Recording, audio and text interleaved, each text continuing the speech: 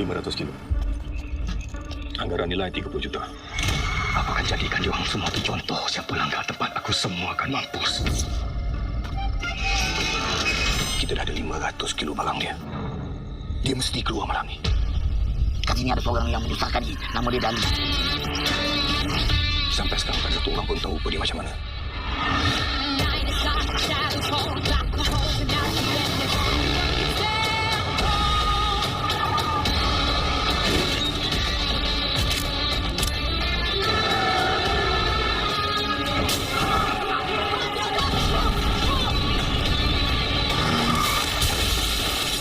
Dali dah 10 tahun di penjara.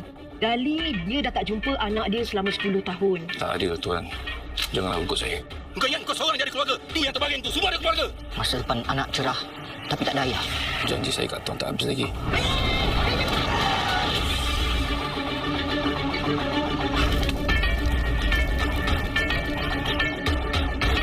Hei! Kau pergi mana ni? Tuan cuma tahu saya masuk penjara selama 10 tahun.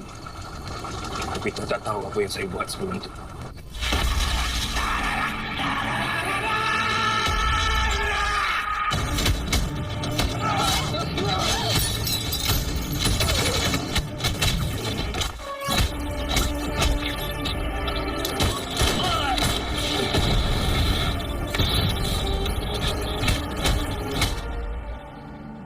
Siapa dia buat?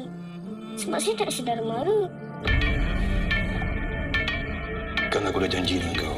Aku sendiri yang akan bawa kau jumpa dengan anak kau. 500 kilo. Anggaran nilai 30 juta. Aku akan jadikan diorang semua tu contoh. Siapa langgar tempat aku, semua akan mampus. Kita dah ada 500 kilo barang dia. Dia mesti keluar malam ni. Kat sini ada seorang yang menyusahkan dia. Nama dia Dali. Sampai sekarang tak ada satu orang pun tahu apa dia macam mana.